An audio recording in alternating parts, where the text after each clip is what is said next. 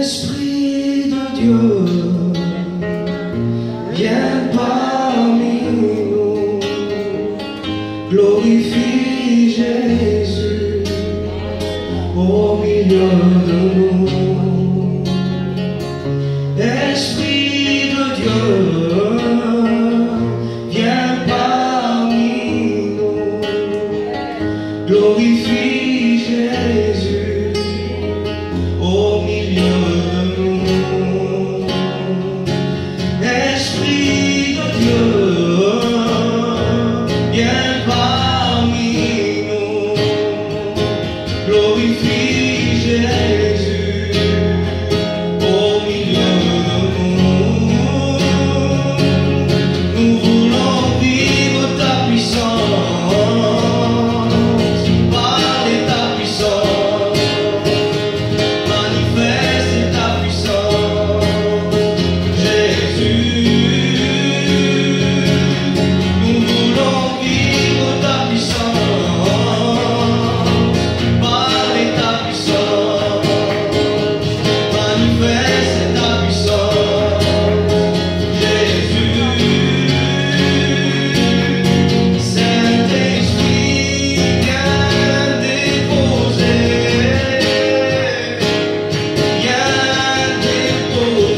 sur nous le manteau de la gloire.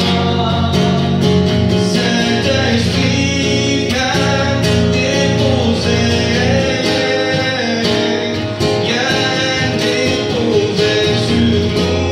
nous le manteau de la gloire. Saint-Esprit,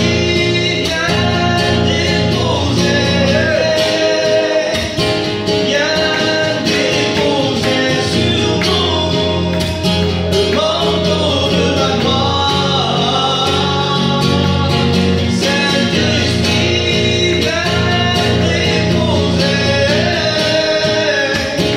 viens déposer sur nous le manteau de la gloire. L'Esprit de Dieu, viens parmi nous, glorifie Jésus au milieu de nous. Esprit de Dieu, viens parmi nous, glorifie Jésus au milieu de nous. Nous voulons vivre ta puissance, parler ta puissance, manifeste ta puissance, Jésus.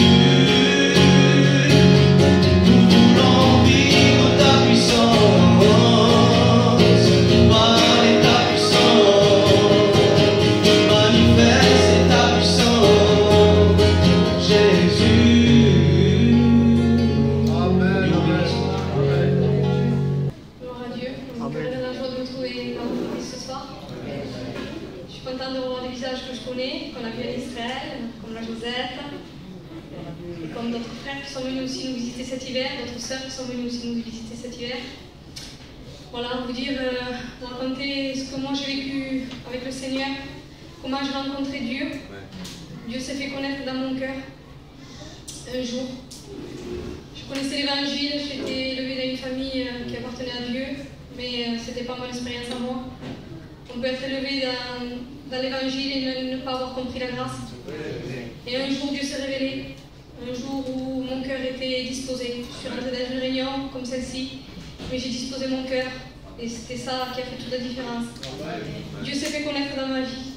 J'ai reçu la grâce de Dieu dans ma vie. Dieu a fait plein de choses dans ma vie. Mais le plus beau des miracles, c'est qu'il m'a sauvé. Moi, son enfant. Quelle grâce, Seigneur, le jour où on devient enfant de Dieu. On a eu des hauts, on a eu des bas, et quelques années déjà quand on appartient à Dieu, qu'on le sait, par sa grâce. Dieu a toujours été là. Dieu ne nous a jamais laissés. Dieu a toujours comblé nos vies, dans les moments faciles ou dans les moments très difficiles. Dieu a toujours été là. Le Seigneur ne m'a jamais déçu. Le Seigneur a fait grâce à notre foyer. J'ai mes 2 enfants qui se sont donnés à Dieu. Il y en a un qui est baptisé, l'autre qui suit Dieu depuis déjà quelques mois. Et voilà, on peut dire qu'il faut persévérer. Il faut persévérer. J'ai fait une expérience il y a quelques semaines de cela. J'étais dans ma voiture et je passais par un petit moment de faiblesse. Et j'étais triste dans mon cœur. Et je roulais pour aller faire mes courses. Et Dieu a parlé à ma vie. Dieu m'a dit loue-moi en tout temps. Facile ou non, favorable ou non, loue-moi. Et j'ai commencé à louer Dieu. Et Seigneur, Dieu met ce courage dans nos vies. C'est lui qui met notre force. Comme le disait Scandide, c'est lui qui met plus de force en nous. Appuyons-nous sur lui. Continuons, avançons. Levons nos têtes, la délivrance approche. Que Dieu vous bénisse. Amen. Bonsoir à tous. Voilà, moi aussi, ça me fait plaisir de revoir nos sœurs qui nous ont venues nous visiter cet hiver. Et ça me fait plaisir aussi parce que j'ai vu ma cousine que j'aurais jamais cru de la voir.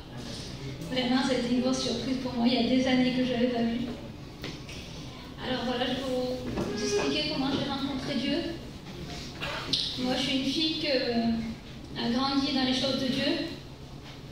J'ai toujours connu les réunions, les missions, les conventions. Mon père est serviteur. Mon jaillou était serviteur aussi. J'ai toujours grandi dedans. Et ça n'a pas empêché que le diable m'a fait du mal. À l'âge de 12 ans, on a eu un problème dans la famille. Et ce problème-là m'a infectée gravement. Ça m'avait vraiment touchée. Ça m'avait donné de la haine, de la colère dans mon cœur. Et sans m'apercevoir, et sans que autour de moi ça s'apercevait aussi, mes parents ne s'apercevaient pas non plus. J'ai grandi comme ça et les années ont passé. Les années ont passé, les mois ont passé, et cette haine, cette colère a passé avec moi, la vie avec moi. À l'âge de 20 ans, j'ai tombé malade. J'ai eu une maladie très grave. Les médecins me donnaient que quelques heures à vivre. J'ai passé quelques mois à l'hôpital, les médecins me donnaient que quelques heures à vivre.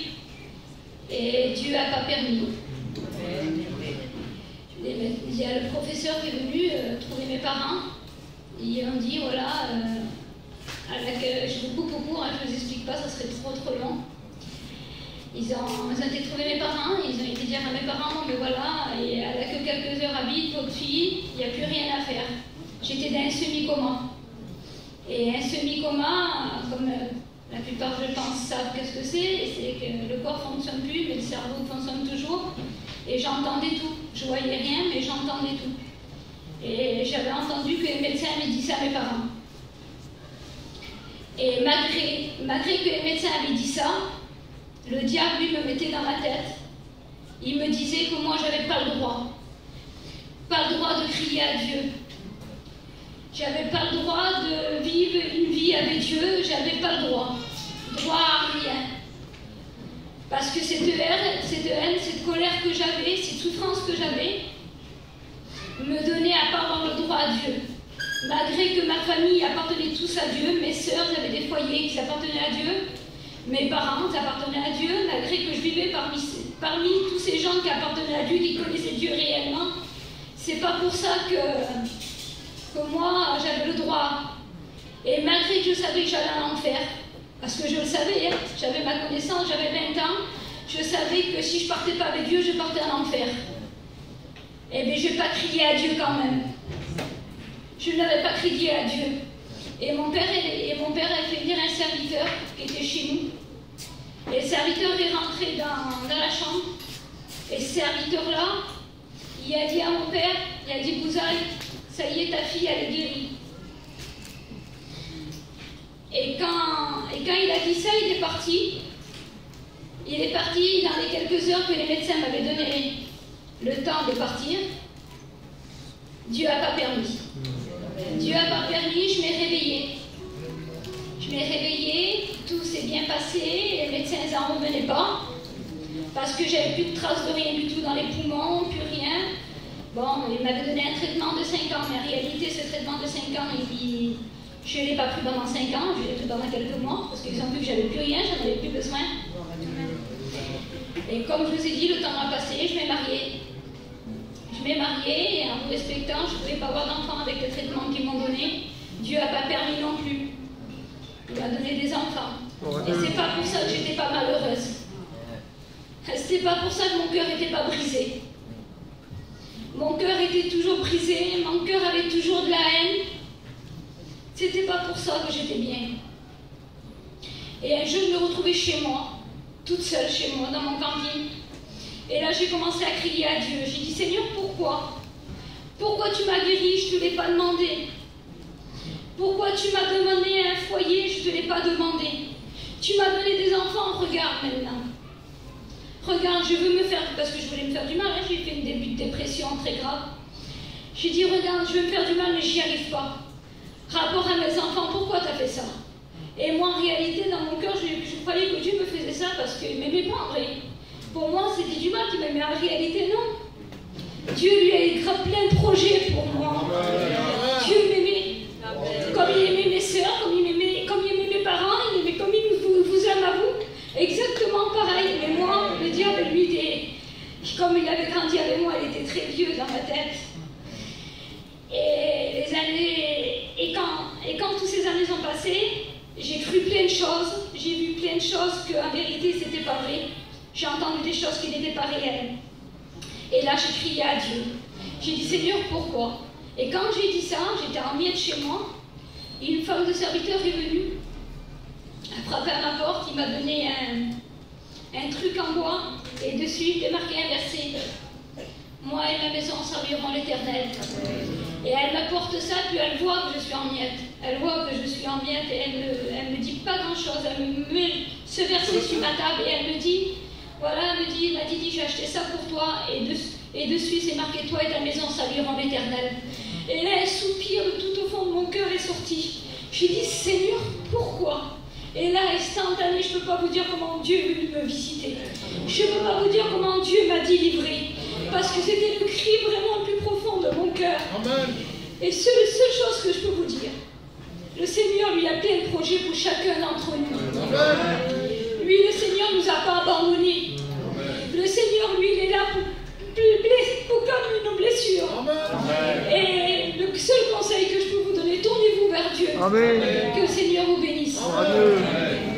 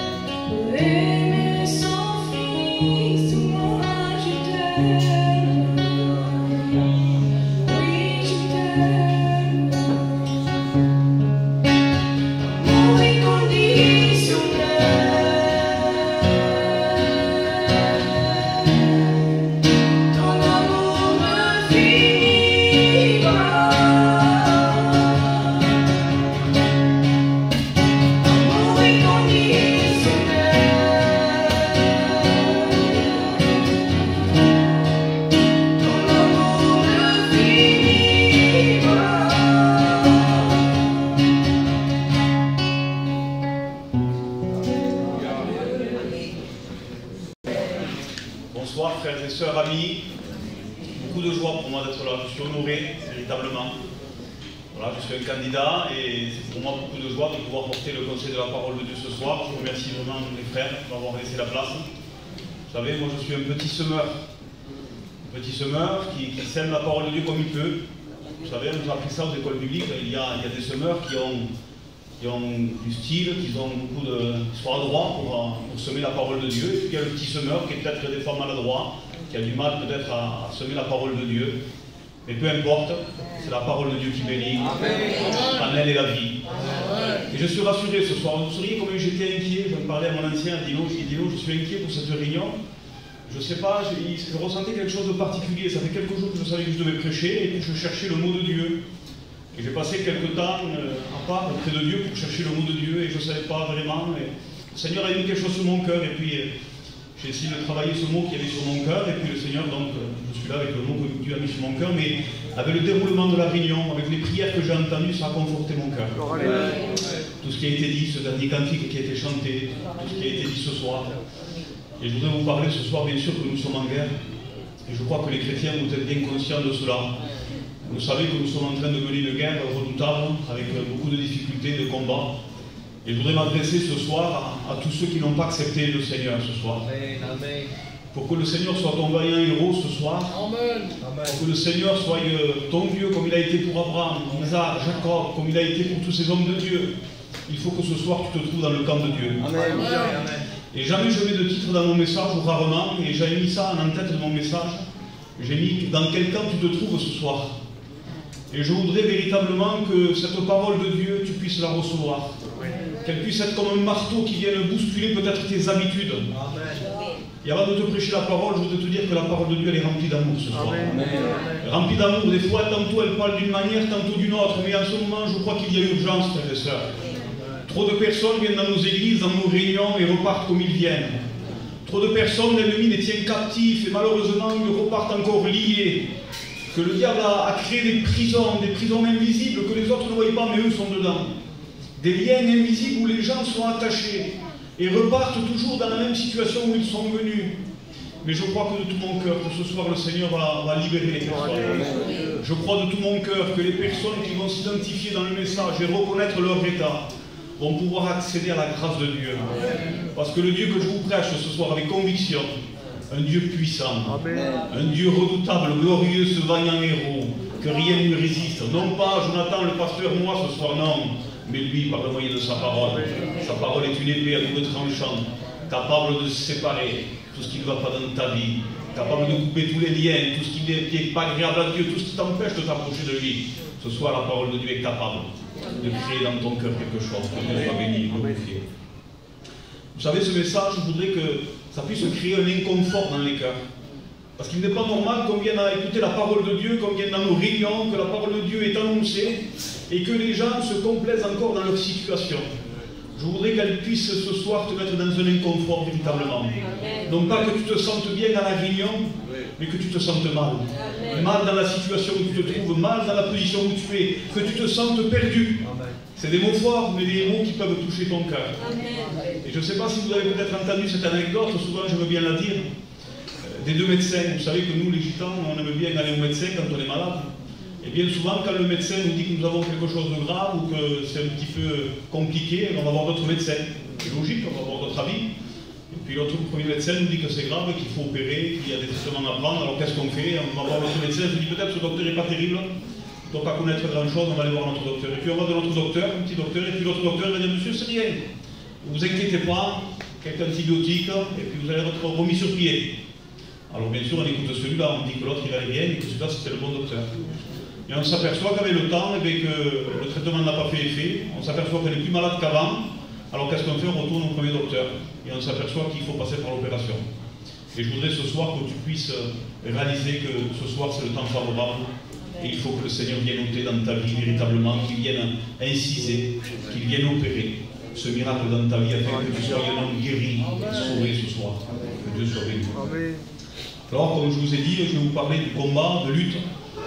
Et si vous sauriez combien il y a de luttes et de combats d'opposition, parce que nous ne prêchons pas un évangile de prospérité, nous ne prêchons pas un évangile où nous pouvons être sur un tapis de rose, où il n'y aura pas de problème de difficulté. Bien sûr que quand nous nous sommes tournés vers le Seigneur, nous nous sommes mis en guerre contre l'ennemi. Et bien sûr que nous avons de l'opposition et des difficultés. Je pense que vous devez le ressentir dans vos vies. Tous les chrétiens aujourd'hui savent qu'ils sont en combat. Et il y a beaucoup de difficultés, beaucoup d'opposition, surtout quand on va déranger l'œuvre de l'ennemi. Alors bien sûr qu'il y a de l'opposition et des difficultés. Mais je bénis Dieu parce que le vainqueur, c'est le Seigneur Jésus. Amen. Celui qui combat pour nous, celui qui nous a promis victoire, est avec nous. Que Dieu soit béni. Amen. Alors Éphésiens 6,12, j'ai noté ce verset. Il est écrit comme cela, car nous n'avons pas à lutter contre la chair et le sang, mais contre les dominations, contre les autorités, contre le prince de ce monde de ténèbres, contre les esprits méchants dans les lieux célestes. Et Apocalypse 12,7, il nous dit qu'il y eut une guerre dans le ciel. Michel et ses anges combattirent contre le dragon, et le dragon et ses anges combattirent, mais ils ne furent pas les plus forts. Et leur place ne fut plus trouvée dans le ciel, et il fut précipité. Le grand dragon, le serpent ancien, appelé le diable et Satan, celui qui séduit toute la terre. Il fut précipité sur la terre, et ses anges furent précipités avec lui. Donc, vous voyez qu'à travers cela, il y a une guerre véritable qui a démarré déjà dans le ciel depuis bien longtemps. Et si ce soir on aurait des yeux peut-être qui verraient l'invisible, je crois que nous verrions déjà ce combat autour de nous. Combien de diables et de démons, vous savez, il y a des cantiques qui disent que le diable ne peut pas passer, le diable ne peut pas venir.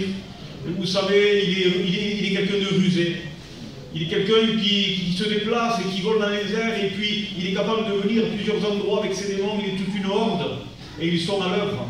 Et je voudrais dire qu'ils font tout pour faire tomber les chrétiens. Ils font tout pour empêcher les gens de s'approcher de Dieu. Il fait tout pour que les personnes ne viennent pas à l'entendement véritable de la parole de Dieu. La Bible nous dit qu'il a mis un voile sur les yeux des hommes pour pas qu'ils voient briller la splendeur de Dieu. Et nous voyons combien qu'il est à l'œuvre et qu'il y a des difficultés, des combats. Rendez-vous compte, il a voulu se tourner contre Dieu, vouloir se rendre semblable à Dieu. Il a osé s'opposer à Dieu. Imaginez-vous le culot qu'il a. Alors je crois que si nous ne sommes pas réellement dans les mains de Dieu, nous n'avons pas grand-chose pour lutter devant lui. Il est quand même fort, même si nous disons qu'il n'est pas tout puissant, il est quand même puissant. Il est un ennemi redoutable. Et nous voulons ce soir, à travers la parole de Dieu, je voudrais éveiller votre conscience et vous faire peur s'il le faut. De vous dire que quand on n'est pas dans les mains de Dieu, le diable doit tout faire pour vous amener avec lui en enfer. Et c'est ce qu'il fait. Chaque jour, il se met à l'œuvre. Et ce combat, bien sûr, a commencé depuis bien longtemps dans le ciel et puis il va se poursuivre sur la terre. Et nous voyons que le diable, dans sa chute, va emporter avec lui un grand nombre d'anges, un tiers des anges. Imaginez-vous le nombre d'anges qu'il a emporté avec lui, qui sont devenus des démons. Il les a emportés avec lui. Et dans sa chute, le combat n'étant pas terminé, il va continuer à s'en prendre à la créature de Dieu. Il va avoir le culot de venir toucher à la créature de Dieu. Il va venir essayer de séduire, et il va séduire Adam et Ève. Et encore dans son travail, dans sa malice, dans sa méchanceté, il va attirer l'humanité avec lui. Parce qu'il a attiré un tiers des anges, mais je voudrais vous dire qu'il a attiré toute l'humanité dans le péché. Et c'est quelque chose des fois que nous n'y réfléchissons pas, parce que nous parlons souvent du péché. Et c'est vrai, la situation de péché. Mais sachons dans quel temps le diable nous a menés. Et par rapport au péché, au piège qui nous a tendu, qu'il a lancé à l'humanité, il a rendu tous les hommes pécheurs, captifs de l'ennemi. Et de la présence de Dieu dans laquelle ils se trouvaient, dans la protection de Dieu, ils se sont trouvés dans la position et dans le camp de l'ennemi. Et c'est ce que la Bible nous dit. Il nous dit dans Romains 3, 23, car tous ont péché et sont privés de la gloire de Dieu, plus de gloire de Dieu. Il nous dit, Romains 5, 12, c'est pourquoi que par un seul homme le péché est entré dans le monde, et par le péché la mort, et qu'ainsi la mort s'est étendue sur tous les hommes, parce que tous les hommes ont péché. Donc nous ne voyons pas distinction de personne. Moi, Jonathan, j'étais dans cette situation, les hommes qui naissent dans cette situation, les femmes qui naissent dans cette situation, c'est le sort de chaque homme. Parce que l'homme a désobéi, ce péché héréditaire s'est transmis de génération en génération, et tous les hommes sont pécheurs privés de la gloire de Dieu. Ça, c'est la mauvaise nouvelle. Et bien sûr, je vais avoir la bonne nouvelle pour vous. Que Dieu soit béni. Et bien sûr, le Seigneur va donner une sentence à ce que l'ennemi va faire. Il va toucher à la créature de Dieu, et puis Dieu va donner une sentence. Ça se trouve dans Genèse 3,14. Je vais faire la lecture. L'Éternel Dieu dit au serpent, puisque tu as fait cela, tu seras maudit entre le bétail et entre tous les animaux des champs. Tu marcheras sur ton ventre et tu mangeras de la poussière tous les jours de ta vie. Je mettrai inimitié entre toi et la femme, entre ta postérité et sa postérité, et celle-ci t'écrasera la tête et tu lui blesseras le talon. Et je crois que vous avez déjà souvent entendu ce récit de la parole de Dieu qui nous prophétise la venue du Seigneur Jésus triomphant sur l'ennemi à la croix. Mais Dieu va punir l'ennemi, il va mettre une inimitié entre lui. Une inimitié est quelque chose qui va mettre de la haine. C'est comme ça que veut dire le mot inimitié, veut dire haine, hostilité. Il y a une séparation qui va se faire entre l'ennemi, entre sa postérité et la postérité de la femme. Et nous voyons que l'ennemi a une postérité. Nous voyons que l'homme et la femme qui a écouté la voix de l'ennemi deviennent un descendant, une postérité de l'ennemi, parce qu'il lui est assujetti, il lui est asservi, et il se trouve dans le camp de l'ennemi. Et nous voyons qu'à travers cela, l'homme se trouve assujetti, il va avoir une inimitié, il va avoir une haine, il va avoir une hostilité. Et c'est pour cela que je voudrais en venir à quelque chose d'important. Parce que vous savez, la religion, bien souvent nous l'entendons comme cela, veut donner une troisième position. Elle veut donner une troisième situation, mais il n'y en a pas dans la Bible. La Bible est très radicale. La Bible ne dira pas qu'il y a un troisième chemin. La Bible va dire qu'il y a deux chemins. Un chemin qui mène près de Dieu, un chemin qui mène loin de Dieu. La Bible va nous dire qu'il y a les ténèbres et la lumière. La Bible va nous dire qu'il y a le bon blé et l'ivraie. La Bible va nous dire encore comme cela qu'il y a des personnes qui sont sauvées et des personnes qui sont perdues. Nous voulons véritablement ce soir comprendre la parole de Dieu, parce qu'elle veut nous amener dans la situation où vous êtes placés ce soir. La Bible nous dit qu'il y a deux fondements. Un fondement basé sur la parole de Dieu, le fondement solide pour nos vies, nos foyers, nos maisons. Et un fondement qui est basé sur le sable, qui est basé sur les choses de ce monde. Et ce fondement-là ne dure pas, ne tient pas. Que Dieu soit béni, glorifié. Alors ce soir, tu as un rendez-vous. Un rendez-vous avec le Seigneur Jésus. Je voudrais te dire que le Seigneur t'a attiré là ce soir. Vous savez, c'est encore la grâce de Dieu, son amour, qui attire les hommes à venir ici à la réunion. Des fois, nous pensons que nous venons par notre propre chair, que nous décidons de venir. Je voudrais te dire que c'est encore le Seigneur qui te permet de venir à la réunion. C'est le Seigneur qui permet à des serviteurs de créer un zèle dans leur cœur, de trouver des locaux, de faire des réunions, afin que tu puisses te rassembler dans ce lieu pour entendre la vérité. Et la vérité veut t'affranchir ce soir. Si tu as eu un rendez-vous avec Jésus, c'est pour qu'il puisse t'affranchir de ce péché, pour que ce soir tu puisses repartir libre de repartir véritablement d'un homme sauvé, d'un homme débarrassé de ce péché qui est en train de faire tant de mal dans nos foyers, dans nos maisons, dans nos familles, à nos enfants. Nous devons avoir une haine sur ce péché. Nous ne pouvons plus compatir avec le péché, nous ne pouvons pas être faibles devant le péché, nous ne pouvons pas avoir de la tiédeur, du mélange, mais véritablement nous voulons censurer ce péché. Parce que nous voyons ce qu'il a porté dans le monde, nous voyons ce qu'il a porté dans les familles, et ces divisions, nous voyons les séparations dans les foyers, nous voyons les enfants qui souffrent, nous voyons toutes ces maladies, toutes ces choses-là sont une cause du péché. Alors nous voulons véritablement ce soir le censurer. Nous voulons véritablement demander au Seigneur ce soir qu'il vienne ôter le péché des vies, qu'il vienne le débarrasser des cœurs, qu'il vienne l'enlever véritablement ce soir par la puissance de son nom. Que Dieu soit béni et glorifié. À lui soit toute la gloire. Alors, il est écrit comme cela, il dit « Celui qui n'est pas avec moi est contre moi ». Et vous trouverez ça dans Matthieu 12, 30. Et c'est encore le Seigneur Jésus qui dit ça. « Celui qui n'est pas avec moi est contre moi ». Il est écrit dans Josué 24, 15, il dit « Choisissez aujourd'hui qui vous voulez servir ». Et je voudrais vous mettre devant un choix ce soir, peut-être dans un inconfort. Mais choisis ce soir qui tu veux servir véritablement. Que tu ne sois plus encore ce soir indécis face à la parole de Dieu, face à l'annonce de Dieu ce soir qui t'est fait. Change de camp, ne reste pas dans la situation où tu es. Il en va de ta vie, c'est tellement grave, c'est tellement dur de rester dans la situation où tu es. Il y en a marre que tu sois encore avec ta dépression. Il y en a marre que tu sois encore avec tes cachets, avec ton alcool, ton mensonge. Il y en a marre, tu viens en réunion depuis quelque temps peut-être. Tu essayes d'améliorer ta vie. Peut-être que tu l'as arrangé un petit peu parce que ça ne va pas chez toi, parce que peut-être que ça ne va pas dans ton foyer. Et beaucoup de personnes viennent aux réunions comme cela, ils essayent d'arranger un peu leur vie, mais ce soir je ne te demande pas d'arranger ta vie. Je ne te demande pas de l'améliorer. Et ce n'est pas ça que le Seigneur veut. Il veut véritablement te la changer. Il veut véritablement faire de toi un homme nouveau, un homme qui puisse dominer sur le péché. Pourquoi? Parce que je vais te dire, le Seigneur Jésus est venu, lui. Il est descendu sur la croix, parce qu'il nous a aimés. Il est venu aussi pour vaincre l'ennemi. Il est venu pour vaincre toutes ces principautés, tout ce prince des ténèbres. Il est venu le livrer en spectacle par le moyen de la croix. Et ce soir, il est triomphant. Je te prêche un Jésus triomphant. Il est venu pour triompher sur toute situation, sur tout péché. Pas un péché auquel le Seigneur ne peut triompher. Pas un ennemi sur lequel il ne peut triompher, ce vaillant héros comme on a entendu ce soir. Ce vaillant héros qui se lève pour toi ce soir. Mais si tu veux changer de situation, si tu veux changer de temps, alors Jésus, lui, il vient. Amen. Parce que malgré ta vie de péché, vous savez, le péché veut dire rébellion contre Dieu. Et dans ton péché, tu es en rébellion contre Dieu, tu es en guerre contre Dieu. Mais malgré que tu te tournes vers Dieu, peut-être inconsciemment ou volontairement, Jésus est encore là pour te tendre la main. Amen. Malgré que tu lui fais la guerre, malgré que tu demeures dans ton péché, quelque chose qu'il en a horreur du péché, il lui te tend la main encore ce soir. Et ça, c'est la grâce de Dieu. Si vous pouvez imaginer, depuis quelque temps, moi, je suis en train de réaliser la grâce que Dieu m'a fait. Et j'ai ce mot qui retentit dans mon cœur, bien souvent, quand ça va mal, quand j'ai des difficultés, il me dit le Seigneur, tu es un gracier, Jonathan. Je t'ai fait grâce.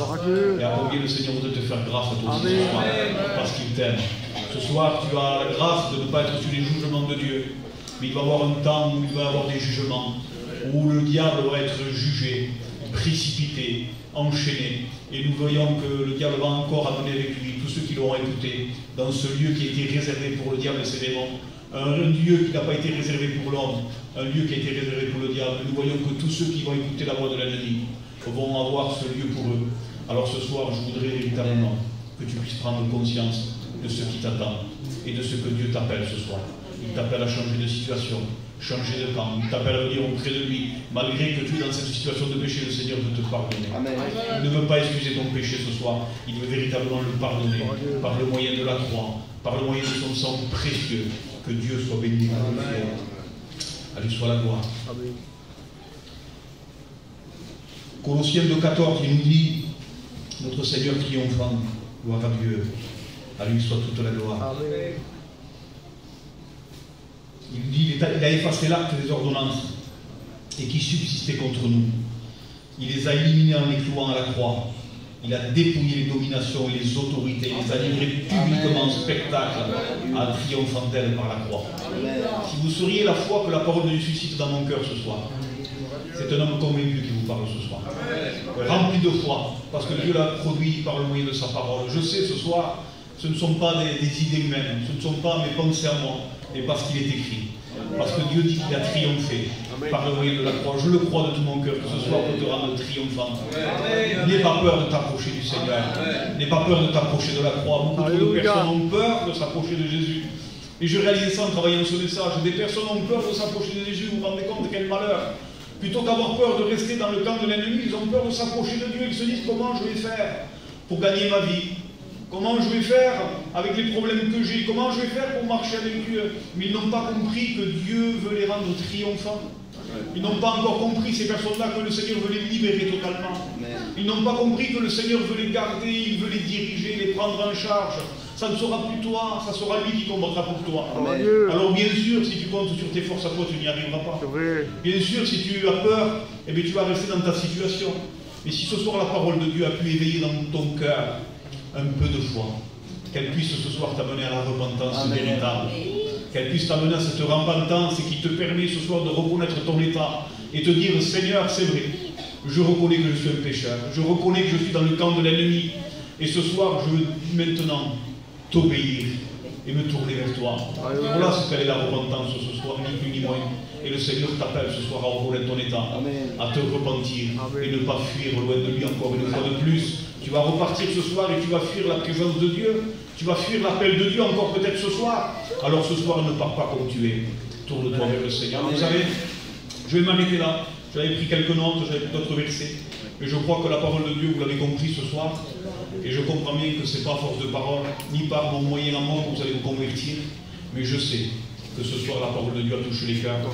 Je sais que la parole de Dieu est efficace et agissante. Je sais qu'elle veut prophétiser les vies ce soir. Et crée en toi ce que tu as besoin pour t'approcher de lui. Alors si c'est quelques mots, je vais prier le Seigneur et je laisserai la place au frère. Seigneur, je te prie ce soir. J'ai semé ta parole, Seigneur, comme tu l'as mis dans mon cœur. Je sais qu'il n'y a pas besoin, Seigneur, de l'accompagner, Seigneur, peut-être, Seigneur, de paillettes. Il n'y a pas besoin, Seigneur, de la porter avec de l'ambiance, Seigneur, ou quoi que ce soit. En elle est la vie, Seigneur. Elle est celle qui me bénit, Seigneur. Et le Saint-Esprit, c'est lui qui convainc de péché, de justice et de jugement. Que ce soir, Seigneur, tu puisses trouver au moins, Seigneur, un cœur repentant. Amen. Un cœur qui te recherche. Un cœur, Seigneur, qui veut changer de situation, qui veut changer de camp.